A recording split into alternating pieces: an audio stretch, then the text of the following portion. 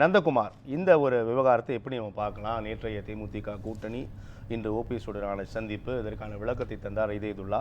எப்படி பார்க்குறீங்க நந்தகுமார்?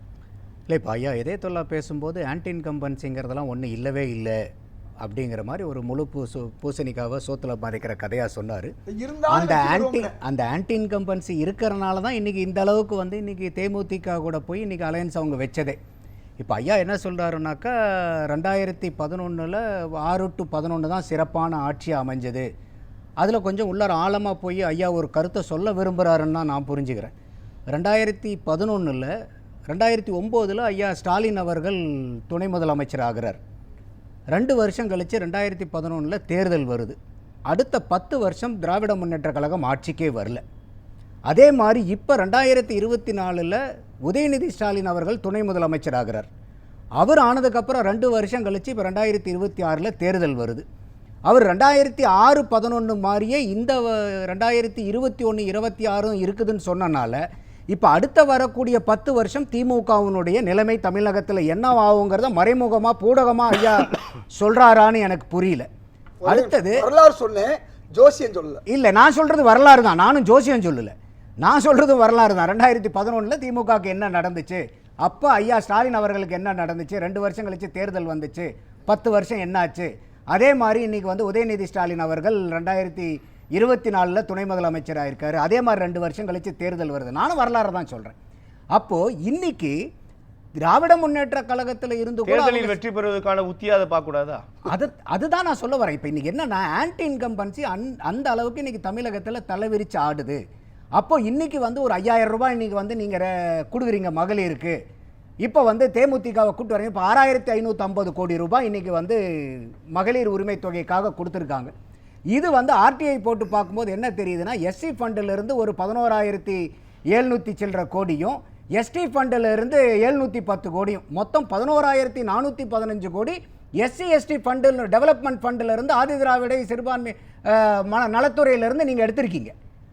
அதுக்கு வந்து பார்த்தீங்கன்னாக்கா இன்றைக்கி நீங்கள் எஸ்சி எஸ்டிக்கு கொடுக்குற ஃபண்ட் எதுக்காக கொடுக்குறீங்க? நீங்கள் வேலைவாய்ப்பு அதிகரிக்கிறதுக்கு, திறனை வந்து மேம்படுத்துறதுக்கு, கல்வியை வந்து ஊக்குவிச்சு பெரிய அளவுக்கு கொண்டு வர்றதுக்கு, அந்த சமூகத்தை மேலே கொண்டு வரதுங்கிறதுக்காக இது ஒதுக்கப்படக்கூடிய நிதி. இந்த நிதியை தூக்கி நீங்கள் வந்து மக்களுக்கு வந்து நீங்கள் 5000 ரூபா கொடுக்குறீங்க அப்படின்னாக்கா இது எந்த வகையில் வந்து எஸ்சி எஸ்டிக்கு உண்டான வாழ்வாதாரத்தை இந்த அரசாங்கம் மேம்படுத்துது? அப்போது இது எந்த இடத்துல வழிப்புள்ளியார கடத்தாங்க எடுத்து வழிப்புள்ளியாருக்கு உடைச்ச கதையா? எஸ்சி எஸ்டி ஃபண்டில் இருந்து நீங்கள் எடுத்து 11,415 கோடி இந்த 3 வருஷத்தில் டிஸ்ட்ரிபியூட் பண்ணியிருக்கீங்க. அப்போ அந்த ஃபண்டை நீங்கள் அதுக்கு உண்டானதுக்கு செலவு பண்ணிங்கன்னா அந்த எஸ்சி எஸ்டி மக்களுடைய வாழ்வாதாரம் இன்னும் மேம்படும் இல்லையா? அதை தூக்கி 1000 ரூபாயை நீங்கள் கொடுக்கறதுல என்ன இருக்குது? அடுத்தது வந்து பார்த்தீங்கன்னாக்கா அரசோட நிர்வாக திட்டமிடலாத நம்ம பார்க்கக்கூடாதா? எப்படி நீங்கள் வந்து இப்போ உதாரணத்துக்கு நீங்கள் எதுக்கு ஒரு திட்டத்துக்கு அளவு இப்போ இந்த 6550 கோடி பட்ஜெட்டட் ஃபண்டா? இந்த தேர்தல் அறிவிச்சாங்களே, பட்ஜெட் ஃபைல் பண்ணாங்க இல்லையா, தாக்கல் பண்ணாங்களே 2025-26, இந்த 6550 கோடி ரூபாயை வந்து அவங்க வந்து பட்ஜெட்டிங் பண்ணியிருக்காங்களா? எதை எடுத்தாலும் இன்றைக்கி ஒன்றும் இல்லை. நீங்கள் பாருங்கள், தூய்மை பணியாளர்கள் போராடுறாங்க, பகுதி நேர ஆசிரியர்கள் போராடுறாங்க, செவிலியர்கள் போராடுறாங்க, டாக்டர்கள் போராடுறாங்க. போராடாத வர்க்கம் என்ன இருக்குன்னு சொல்லுங்கள். அப்போ இவங்களுக்கெல்லாம் கொடுக்கறதுக்கு ஒரு 50 கோடி ரூபாய் காசை கொடுக்கறதுக்கு வந்து எங்களுக்கு மத்தியிலிருந்து நிதி வரல, அதனால் எங்களால் கொடுக்க முடியலன்னு சொல்கிற ஐயா ஸ்டாலின் அவர்களுக்கு 6550 கோடி ரூபாய் அக்கௌண்ட்டில் போட்டுட்டு வந்து வீடியோ போடுறீங்களே, எப்படி அந்த 6550 கோடி ரூபாய் எங்கிருந்து வந்துச்சுன்னு சொல்லுங்க. எங்கிருந்து வந்துச்சு அந்த 6050 கோடி ரூபாய்? அப்போ இது யாரு காசை எடுத்து நீங்க யாருக்கு நலத்திட்ட உதவி பண்றீங்க? அப்ப இதே வந்து என்ன அர்த்தம்? நீங்க இருக்கக்கூடிய ஆன்டி இன்கம்பன்சியை மூடி மறைக்கிறதுக்காக பணத்தை 5000, அதுவும் இல்லாமல் கோடைகால சிறப்பு நிதி 2000 ரூபாய், குளிர்கால சிறப்பு நிதி 2000 ரூபாய் வரும், இலையுதிர்கால சிறப்பு நிதி 2000 ரூபாய் வரும், வசந்த கால சிறப்பு நிதி 2000 ரூபாய் வரும். இது எல்லாமே மறுபடியும் எஸ்சி எஸ்டி ஃபண்ட்ல இருந்து எடுத்து கொடுப்பீங்க. அப்போ யாரு காசை எடுத்து நீங்க யாருக்கு செலவு பண்றீங்க? அப்ப இதே வந்து எவ்வளவு அளவுக்கு ஆன்டி இன்கம்பன்சிங்கிறதுக்கு புலப்படலையா? அடுத்தது ஐயா வந்து காங்கிரஸை பத்தி இப்ப ரொம்ப கூட்டணி வர்றீங்களா வாங்க வாங்கன்றாங்க. அவங்க திமுக சொல்றதே என்னன்னா, நாங்க காங்கிரஸ்க்கு செக் வைக்கிறதுக்கு தான் நாங்க தேமுதிகவே உள்ளார கூட்டிட்டு வந்தோம் அவங்களே பேசுறாங்க. அப்ப நீங்க வாங்க. யார் சார் பேசினா? நீங்க எல்லாம் வீடியோ எடுத்து பாருங்க. பூடகமான தகவல் அப்படிலாம் சும்மா போற போக்குல சொல்றதுக்காக பதில் சொல்ல முடியாது. எல்லா பத்திரிகையாளர்கள் பேசுறது எடுங்க, கட்சிக்காரங்க பேசுறதை எடுங்க, நீங்க யூடியூபை நீங்க எடுங்க, தொலைக்காட்சி விவாதங்கள் எடுங்க, எல்லாருமே இந்த கருத்தை தானே வைக்கிறாங்க. அப்போ ஐயா வந்து வாங்க வாங்கன்னு வரவேற்கிறாரு. ஆனா யாருக்கு வரவேற்கிறாங்க? உங்ககிட்ட இருக்கிற சீட்டு போய் வரவங்களா சும்மா வந்துருவாங்களா? அம்மா பிரேமலதா அம்மையார் வந்து சும்மா வந்து ஐயா சொல்ற மாதிரி வந்து சூப்பரான ஆட்சி 2021 26 வரைக்கும் ஐயா ஸ்டாலின் அவர்களே நாங்கள் எந்த விதமான ஒரு அன்கண்டிஷனல் சப்போர்ட் கொடுக்குறோம் சீட்டு கேட்பாங்கல்ல 7+1 கேட்டிருக்காங்கல்ல. அப்போ இன்னைக்கு ஓபிஎஸ் ஐயாவையும் கூப்பிடுறாங்கல்ல. அப்போ அவர் என்ன சீட் இல்லாமல் வந்துருவாரா? அப்போ இந்த சீட்டெல்லாம் எங்கிருந்து கொடுக்க போகுது? திமுகலேருந்து எடுத்து கொடுத்துருவாங்களா? காங்கிரஸ்லேருந்து எடுத்து கொடுக்க போகிறாங்களா? காங்கிரஸ் தான் எடுத்து கொடுப்பாங்க. நீ எப்படி உறுதியா சொல்றீங்க? அதைத்தானே அவங்க சொல்றாங்க. இவங்களுக்கு செக் வைக்கிறதுக்கு தான் இப்ப ஐயா வந்து இன்னைக்கு வந்து சார் இன்னும் கொடுக்கல சார். தொகுதி பங்கிட்டு பேச்சுவார்த்தை போகல சார். இப்போ சார் ஆரம்ப கட்டம். நான் கேட்கிறேன், நீங்களா ஏன் காங்கிரஸ்ல தான் கை வைப்பாங்க பாருங்க. நீங்க சொல்றீங்க நீங்க இதுல விடுதலை சிறுத்தைகள் கட்சியில இருந்து எடுத்துருவீங்களா? 6ல இருந்து மதிமுக 6ல இருந்து எடுத்துருவீங்களா? தெரியாது இல்ல. கம்யூனிஸ்டுகள் இருந்து 6ல இருந்து எடுத்துருவீங்களா? தெரியாது இல்ல. இது வரைக்கும் இந்த கூட்டணியில குடைச்சல் கொடுத்துட்டு இருந்தது யாரு சார்? கூட்டணி வெற்றி மேல வெற்றி வந்து எங்களை செய்ய ஐயா பாடினார்ல. இந்த கூட்டணிக்கு இவ்வளவு நாள் கலங்கத்தை உண்டு பண்ணது யாரு? இந்த கூட்டணியை அன்ஸ்டபிளைஸ் பண்ணது யாரு? அப்ப இதெல்லாம் வச்சுக்கிட்டு உங்களுக்கு செக் வைக்கிறதுக்கு தானே சார் கூப்பிடுறாங்க. கலங்கமும் இல்லை, அன்ஸ்டபிளைஸ்மெண்ட்டும் இல்லை. இது கருத்து கோரிக்கை. ஜனநாயக கூட்டணி கட்சியா இருக்கிறோம், எங்களுடைய கோரிக்கைகளை கேட்போன்றாங்களே. நீங்க குறிப்பிடக்கூடிய வார்த்தைகளை அவங்க பயன்படுத்த கூட இல்லையே. ஆமாமா பயன்படுத்த. ஐயா கூட என்ன சொன்னாரு? கேசி வேணுகோபால் சொன்னாரான்னு கேட்டீங்க. உடனே ஐயா என்ன சொன்னாரு? கனிமணி சொன்னார்ல அப்படிங்கிறாங்க. அப்ப இன்னைக்கு காங்கிரஸ்காரங்களுடைய பேச்சு என்னன்னா, காங்கிரஸ் தலைவர்கள் சொல்றதை யாரும் காங்கிரஸ்காரங்க கேட்க போறது இல்ல. திமுக இருக்கக்கூடிய அம்மையார் கனிமொழி அவர்கள் சொன்னா காங்கிரஸ்காரங்க கேட்பாங்க. இப்போ அந்த அளவுக்கு காங்கிரஸ் ஆயிடுச்சு. இப்போ கூட்டணி பத்தி கனிமொழி அவர்கள் இன்னைக்கு சொன்னதை சொன்னேன் நானு. கேசி வேணுகோபால் விஷயத்துக்கு நான் பேசிட்டேன். காங்கிரஸினுடைய நிலைப்பாட கனிமொழி அம்மையார் சொல்லணுமா, கேசி வேணுகோபால் அவர்கள் சொல்லணுமா? திரும்ப 2 பேரும் சொல்லணும். அப்போ 2 பேரும் சொல்றாங்க. அப்போ கேசி வேணுகோபால் என்ன சொன்னாங்களோ அதான் கனிமொழி சொல்றாங்க. அவர் என்ன திமுக கூட தான் கூட்டணின்னு சொல்லிட்டு போயிட்டாரு. சொல்லி போயிட்டாரு. என்ன சொன்னாரு? என்ன பேசவே இல்லையே. கிளிப்பிங் இருந்தா காமிங்க. எங்க இருக்குது இது? சார் சொல்லுங்க சார். ஐயா ராகுல் காந்தி போய் தெளிவா சொன்னாரு, இந்த கூட்டணி இருக்கு, இந்த கூட்டணிக்கு எதிரா யாரும் பேசக்கூடாதுன்னு வாய் பூட்டு போயிருக்காரு. நீங்க என்ன இத கூட தெரியாம நீங்க உட்கார்ந்து பேசிட்டீங்க. கூட்டணியை பத்தி பேசாதீங்கன்னு போனாங்க. நாங்க திமுக கூட்டணியில தான் இருக்கோம் அப்படினு சொன்னாங்க. அதுதான் முதல் வார்த்தை. ராகுல் காந்தி ஐயா சொன்னாரா? கனிமொழி அம்மையார் போய் டெல்லில முதல் வார்த்தை கேசி வேணுகோபால் அவர்கள் சொன்னது, நாங்க கூட்டணியில இருக்கோம், இந்த கூட்டணியை பத்தி யாரும் பேசாதீங்க. இவ்வளவு விடுங்க. நீங்க என்னைக்காவது திமுகவிலிருந்து ஒரே ஒரு நபர் மட்டும் போய் ராகுல் காந்தி ஐயாவை சந்திச்சு கூட்டணி பேச்சுவார்த்தை நடத்துறது இது வரைக்கும் சரித்திரத்தில் கேள்விப்பட்டிருக்கீங்களா? வெறும் ஒரு ஆள் போய் பேசினத. அப்ப எதுக்காக ஒருத்தர் மட்டும் போய் அங்க ராகுல் காந்தியை சந்திக்க வேண்டிய கட்டாயம்? சரித்திரம்னா என்ன தெரியுமா? இன்னைக்கு நடக்கிறது நாளைக்கு சரித்திரம். அது நேற்று நடக்காம கூட்டத்தில் இருந்தாலும் அவங்க போய் சந்திச்சதனுடைய காரணம் நாடாளுமன்ற குழு தலைவர், அதனால அபிஷியலா போறாங்க. நீங்க போனது கூட்டணிக்காக கிறிஸ்டோபர். கூட்டணிக்காக போகும்போது அம்மையார் கனிமொழி மட்டும் போய் அங்க பேச வேண்டியது. அதனாலதான் ராகுல் காந்தி சொல்லி அனுப்பிச்சார், குழு போட்டிருக்கு, குழு கிட்ட போய் பேசுங்க. எங்கிட்ட வந்து நீங்க பேசாதீங்க, குழு போட்டிருக்கு, குழு விட்டு போய் பேசுங்க அப்படின்னு.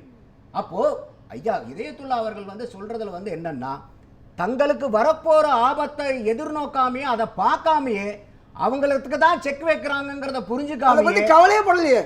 இல்ல அது வந்து காங்கிரஸ் செக் வச்சாலும் சரி, நாங்க கூட்டணியில் இருந்தாலும் சரி, இல்லைனாலும் சரி, காங்கிரஸ் அதை பத்தி கவலையே படாத தம்பி. அது 100 வருஷத்துக்கு மேல உள்ள கட்சி. அத வைகோ சொல்றாரு சார். வைகோ அத கூட நம்ம அதத்தான் சொல்றோம். சண்டையில பாருங்க, நாளைக்கு என்ன நடக்குமோ சட்டை கட்டுவது வழக்கம் தானே அவர் பதிவு பண்றாரு. வடிவேல்ல ஒரு காமெடி சொல்வார்ல, அத எதையெல்லாம் ஒத்துக்கறாரு. சண்டையில கிளியாத சட்டை எங்க இருக்குதுங்கறாரு. இப்போ அதே மாதிரி வந்து கதர் சட்டை, இன்னைக்கு கதர் சட்டை போடாத கட்சிக்காரங்க யாரு இருக்காங்க? அத காங்கிரஸ்க்கு மட்டும் நம்ம செலுத்த கூடாது. இன்னைக்கு எல்லா கட்சிக்காரங்களும் கதர் சட்டை போடுறாங்க, மதிமுகவிலையும் போடுறாங்க. அப்ப அவங்க உட்கட்சியில கதர் சட்டை கிளியிலையே. ஒரே வரி எல்லா இடத்துலயும் சண்டை போட்டா கதர் சட்டை தான் கிளியும், மற்றவங்க சண்டை போட்டா ஆளுவே கொலைப்பலி விழுகும், அடிப்படி விழுகும், சண்டை விழுகும், கொலைப்பலி விழுகும். இதுதான் காங்கிரஸுக்கு மற்ற கட்சிக்குள்ள வித்தியாசம். அதை தான் சொல்றாரு. அப்ப அந்த மாதிரி இருக்கும்போது காங்கிரஸ்க்கு தான் இவங்க வந்து கட்டம் கட்டுறாங்கிறதே தெரியாம காங்கிரஸ் புலகாங்கி தான் அடைஞ்சுக்கிட்டு. ரெண்டு விஷயம். இப்போ நம்ம தேமுதிக நேற்று இணையும் வரை யாருக்குமே தெரியாது. 2 நாட்களுக்கு முன்னால் கூட ஈஷா நிகழ்வில் பங்கேற்ற போது கூட அதிமுக கூட்டணியில் தான் அவங்க செல்வார்கள் அப்படின்னா கூட நிறைய கருத்துக்கள் உலா வந்தது நம்ம பார்த்தோம். ஆனால் திடீரென்று திமுக இணைந்து விட்டார். அந்த செய்தி போவதற்கு முன்னாலே ஓபிஎஸ் இன்றைக்கு சந்திச்சுக்கிற முதலமைச்சரை எப்படி பார்க்கலாம்? இல்லை என்னன்னா, ஸ்டாலின் ஐயா அவர்கள் வந்து எதிர்க்கட்சி தலைவராக இருக்கும்போது ஓபிஎஸ் ஐயா மேலே வந்து ஒரு 900 கோடி ரூபாய் ஊழல் இருக்குதுன்னு சொல்லிட்டு அவர் பெட்டிஷன் கொடுத்திருந்தார். அதை விசாரிக்கிறதுக்காக இன்னைக்கு முதலமைச்சராக இருக்கிறவர் கூப்பிட்டு கீது அவரை பற்றி என்கொயரி நடந்திருப்பார்னு நினைக்கிறேன். அதே மாதிரி தான் வைத்தியலிங்கம் அவர்கள் மேலே 28 கோடி ரூபாய் ஊழல் இருந்துச்சு. அந்த ஊழலை விசாரிக்கிறதுக்காக தான் சரி வெளியிருந்து விசாரிச்சா சிரமமாக இருக்குன்னு சொல்லிட்டு கட்சிக்குள்ளாரே வந்து மெம்பராக உட்கார வச்சு பக்கத்திலே உட்கார வச்சுன்னா அப்பப்போ விசாரித்து உண்மையை கொண்டு வரதுக்கு வழி வைத்துக்கலாம். அப்போ திமுக இவங்க தான் என்ன சொல்கிறாங்க, பாரதிய ஜனதாவை பார்த்து வந்து வாஷிங் மிஷின் வச்சிருக்கீங்களான்னு. என்ன அவங்க பெரிய வாஷிங் மிஷின் வச்சிருந்தாங்கன்னா நீங்க அதை விட ஒரு சைஸ் சின்ன வாஷிங் மிஷின் வச்சிருக்கீங்க. செந்தில் பாலாஜியை பத்தி எத்தனை குறைபாடுகள், எத்தனை கம்ப்ளைண்ட், ஆள் கடத்துறாங்கலாம் பேசினார். அப்ப இன்னைக்கு ஓபிஎஸ் ஐயா அவர்களை வந்து நீங்க திமுக வந்து இன்னைக்கு கூப்பிட்டு பேசுதுனாவே இதுக்கு ஒன்று அந்த ஒரு வடிவேல் தான் ஒரு படத்தில் இதை வேற ஒரு காமெடியன் சொல்லுவார்ல, சாக்கக்குறைன்பாங்களே. இப்போ நம்ம ஷாக்கெலாம் ஆக வேண்டியதில்லை. ஏன்னா ஓபிஎஸ் ஐயா அங்கே தான் போவாருங்கிறது வந்து அவங்க அண்ணன் இறந்தாருன்னு சொல்லிட்டு பழத்தில் கூடையில் பழம் வாங்கிட்டு போய் சந்திச்சாரு, ஞாபகம் இருக்கா உங்களுக்கு? இந்தியா கூட்டணியிலேருந்து வெளியே வந்த உடனே நம்ம ஊரில் தமிழ்நாட்டில் எங்கேயாவது துக்கம் விசாரிக்க போறவங்க பழக்கூடையை வாங்கிட்டு போய் பார்த்துருக்கீங்களா? ஐயா ஓபிஎஸ் அவர்கள் அன்னைக்கு வாக்கிங் போகும்போது சந்திச்ச அடுத்த நாள் அன்னைக்கு சாயந்தரம் காலையில் பார்க்கில் பார்க்குறாரு, நல்லா விசாரிக்கிறாரு. சாயந்தரம் வந்து வீட்டுக்கு போறாரு. பிரஸ்ல கூப்பிட்டு என்ன சொல்றாரு, இல்ல அவங்க அண்ணன் இறந்ததுக்காக நான் போய் துக்கம் விசாரிச்சுட்டு வந்தேன். துக்கம் விசாரிக்கிற வீட்டுக்கு பழக்கூட வாங்கிட்டு போவீங்களா சார்? எனக்கே அது நம்ம தமிழ்நாட்டில் போயிருக்கோமா? அப்போ அதனால இதுல ஒன்றும் பெரிய ஷாக் ஆக வேண்டிய விஷயமே இல்லை. இதெல்லாம் அன்னைக்கே முடிவானது. அப்போ இதெல்லாம் தான் வந்து திமுகவை பொறுத்த வரைக்கும் எத்த தின்னா பித்தந்தீருங்கிற கதையா. என்னென்னலாம் பண்ணுனா இன்னைக்கு இந்த ஆன்டி இன்கம்பன்சி வேவை வந்து உடைக்க முடியும், அப்ப எதையாவது ஒண்ணு பண்ணி ஆகணுங்கிற ஒரு கட்டாயத்தில் இருக்காங்க. இது வந்து ஒரு பெரிய விஷயம் இல்லை. இன்னைக்கு என்டிஏ கூட்டணிக்கோ அண்ணா திமுகக்கோ இது பெரிய என்ன, இப்ப திமுக என்டிஏ கூட்டணியில இருந்து இப்ப வந்து அண்ணா திமுக இருந்து ஓபிஎஸ் வெளியே போயிட்டாரா? அண்ணா திமுக என்னைக்கு அண்ணா திமுக இருந்து ஓபிஎஸ் வெளியே வந்து எத்தனை வருஷம் ஆகுது? அப்போ இது வந்து ஒன்றும் பெரிய ஷாக்காக வேண்டியதில்லை. இதெல்லாம் எதிர்பார்த்தது. அவர் அங்கதான் போவாங்கிறது ஆரம்பத்திலிருந்தே இருக்கு. அப்போ இவர் அங்க மாதிரி போகும்போது ஓபிஎஸ் ஐயா அவர்களுக்கு இது வந்து ஒரு பொலிட்டிக்கல் சூசைடு. இது அவரை வந்து இனிமேல் வந்து யாரும், இது அதிமுகவுக்கு சாதகமான சூழ்நிலை. இன்னைக்கு அவர் வந்து திமுக இதை விட ஒரு ஆப்ஷனே இல்லையே சார். அதத்தான் சொல்றேன், இந்த ஆப்ஷன் இல்லாத அளவுக்கு நடந்துகிட்டது. எதனால ஆப்ஷன் இல்லாம போச்சு? ஏதோ ஒண்ணு அவர் தர்ம யுத்தம்னு ஒண்ணு நடக்கும்போது he was a political hero. அப்ப அந்த பொலிட்டிக்கல் ஹீரோவா இருந்து நீங்க பொலிட்டிக்கல் ஜீரோ ஆகிற அளவுக்கு, நீங்க பொலிட்டிக்கல் சூசைட் அட்டெம்ப்ட் பண்ற அளவுக்கு நீங்க இன்னைக்கு போய் இருக்கீங்கன்னா இதுக்கு யார் சார் காரணம்? இப்போ திமுக போறாருன்னு வச்சுக்கீங்களேன், அன்வர் ராஜா இவருக்கு சீனியர், மைத்ரேயன் இவருக்கு சீனியர், வைத்தியலிங்கம் ஐயா இவருக்கு சீனியர். இப்போ அவங்க கிட்ட போய் இவர் இப்போ ரிப்போர்ட் பண்ணணும் ஓபிஎஸ். அப்போ தன்னுடைய கூட இருக்கிறவங்களை பூரா எல்லாத்தையும் முன்னாடியே அனுப்பிச்சிட்டீங்கன்னா இன்னைக்கு ஓபிஎஸ் ஐயா தனிமரமா நிற்கும் போது அதே திமுகக்கு நீங்க போகும்போது உங்களுக்கு என்ன சார், அட்லீஸ்ட் நீங்க வந்து 4 பேர் போனவங்களை பிடிச்சி வச்சு ஏப்பா ஒன்னா 5 பேர் ஒன்னா போலான்னு போயிருந்தா கூட ஒரு மரியாதை கிடைக்கும். இப்போ நீங்க தனியா வந்து நீங்க வேற வழியே இல்லை, கேட்டு ஆப்ஷனே இல்லைன்னா, இந்த ஆப்ஷனே இல்லாத அளவுக்கு நிலைமையை கொண்டு வந்தது ஐயா ஓபிஎஸ் நடவடிக்கைகள் தானே. அப்ப அவர் தானே இதுல நம்ம குற்றம் சொல்லி ஆகணும். நம்ம பேசலாம். பாண்டியன் கிட்ட கேட்கலாம். விசாரணைக்காக தான் ஓபிஎஸ்ஸையும் வைத்தியலிங்கத்தையும் அடைத்தாரா? ஆமா, ஏன்னா தூரத்துல இருந்தா அண்ணா திமுக நான் கேக்குறேன் உங்க கேள்வி நான் கொண்டு போறேன். திமுக ல ஈஸியா விசாரிச்சு தண்டனை வாங்கி கொடுக்கலாம்ல, அதனால கூட்டி போயிருக்காங்க. சுருக்கமா இது ஒரே வரி. இப்ப ஓபிஎஸ் சீச்சி இந்த பழம் புளிக்குங்கிற மாதிரி ஓபிஎஸ் அவர் தாக்குறாரு. அது வந்து போது, அது அவருடைய கடமை. இல்ல நான் தாக்கமா இல்ல, யதார்த்தமான நிலைமையை சொல்றேன். எனக்கு ஐயாவுக்கு என்ன சம்பந்தம்? ஒரே நிமிஷம், ரொம்ப சிம்பிள். இன்னைக்கு இடிக்கு மேல இடி விழுந்திருக்கு. தேமுதிக வந்துருது, ஓபிஎஸ் வர்றாருன்னு சொல்லி பிஜேபி அமித்ஷா உள்பட நந்தகுமார் வரை இடிக்கு மேல இடி விழுந்ததால இந்த கதறல். இல்ல தேமுதிகக்கு வாக்கு சதவீதம் எவ்வளவுன்னு தெரியுமா? ஐயா வந்து இடிக்கு மேல இடிங்கிறாரு. 2021 அவங்க வாங்கின வாக்கு 2 லட்சம் சார். 2 லட்சம் வாக்கு 0.43%. 157 சப்ஜெக்ட் டு கரெக்ஷன் இருக்கும்போது அவங்க தான் முதல் கட்சி. அந்த வாக்க வாங்கிட்டு இப்ப நான் இதே நேத்து அரங்கத்துல பதிவு பண்ணேன். பழம் புளிக்கும் சொல்றாங்க. இல்ல ஐயா, நான் இப்ப பேசுறது வந்து தேமுதிகவும் உங்களுக்கு பிடிக்குது, ஓபிஎஸும் பிடிக்குது. இல்ல ஐயா வந்து பேசுற உட்கருத்து புரியல. அவரு இப்ப காங்கிரஸ்க்கு சப்போர்ட்டா நான் பேசுறேங்கிறது அவருக்கு புரியல. ஏன்னா 2 லட்சம் வாக்கு உள்ளார போறது, காங்கிரஸ் 20 லட்சம் வாக்கு வாங்குது. அவர் விரும்பல சார். காங்கிரஸ் 20 லட்சம் வாக்கு வாங்கிருக்காங்க. நந்தகுமார் 2 லட்சம் வாக்கு அவரு நீங்க காங்கிரஸ்க்கு சப்போர்ட் வாக்குக்கு நாங்க செக் பண்றோம். அவரு காங்கிரஸ் சப்போர்ட்டா பேச விரும்பல. புரியலங்கறத ஒரு வருத்தமா விரும்பல. ஓனாய் வருத்தப்பட வேண்டிய அவசியம் இல்ல. அந்த மாதிரி இன்னைக்கு பல ஓனாய்கள் கவலைப்பட்டுட்டு இருக்கு. அதனால நந்தகுமார் இல்லை, இப்போ ட்விட்டரில் வந்து பார்த்தீங்கன்னாக்கா தீர்ந்து விட்டதுங்கிறது இல்லை, தீரவில்லை தொடருதுங்கிறது அதிகமாக இருக்குது. யூடியூப்பில் வந்து தீர்ந்து விட்டதுங்கிற அதிகமாக இருக்குது. அப்போ வந்து இந்த காங்கிரஸ் திமுக பிரச்சனை உண்மையாலும் பிரச்சனை மாதிரியே மக்களும் முடிவெடுக்க முடியாத நிலைமையில் இருக்காங்கங்கிறதான் என்னால் பார்க்க முடியுது. அடுத்தது இப்போ நம்ம முக்கியமாக கவனிக்க வேண்டியது என்னென்னா, இந்த 2021 திமுக ஜெயிச்சது பெரிய ஸ்வீப்பெல்லாம் இல்லை. வெறும் 2 லட்சம் வாக்குக்கு கீழே தான் 43 தொகுதியை வந்து அதிமுக பறிகொடுத்து ஆட்சியை இழக்குது 10 வருஷம் ஆன்டி இன்கம்பன்சிக்கு அப்புறம். அப்போ இந்த ஆன்டி இன்கம்பன்சிங்கிறது வந்து ஒரு பெரிய ஃபேக்டரு. அப்போ இந்த நேரத்தில் வந்து ஐயா குமார் சொன்ன மாதிரி இன்னைக்கு தாவேகா விஜய் அவர்கள் வந்து பெரிய அளவுக்கு இன்னைக்கு வராரு. அவருக்கு சற்று ஏறக்குறைய எந்த சர்வே எடுத்தாலும் ஒரு 15 to 20% கணிசமாக கிடைக்குது. அப்போ ஐயா பாண்டியன் அவர்கள் சொன்ன மாதிரி 55 நம்பர் 85% ஓட்டிட்டு போகிறாங்களா கற்பனை. இந்த எலெக்ஷனே வந்து பார்த்தீங்கன்னா அரௌண்ட் 35% எடுக்கக்கூடிய கட்சி இன்னைக்கு வெற்றி பெறும். 35 to 40க்குள்ளார எடுத்தாவே பெரிய விஷயம். அப்போ அந்த மாதிரி இருக்கும்போது இன்னைக்கு இருக்கக்கூடிய கூட்டணி வெறும் அரித்தமெட்டிக் மட்டும் சார்ந்த கூட்டணியா இல்லாமல் கெமிஸ்ட்ரி ஒத்து வரக்கூடிய கூட்டணியா இருக்க வேண்டிய கட்டாயம் இந்த தேர்தல். இப்போ தேமுதிகக்கும் திராவிட முன்னேற்ற கழகத்துக்கும் ஏற்பட்டது முற்றிலுமா வந்து கெமிஸ்ட்ரி, ஆப்போசிட் டு கெமிஸ்ட்ரி. அதே மாதிரி வந்து நீங்க இன்னைக்கு காங்கிரஸ் ஏற்கனவே கசக்கி மோந்து பார்த்துட்டாங்க.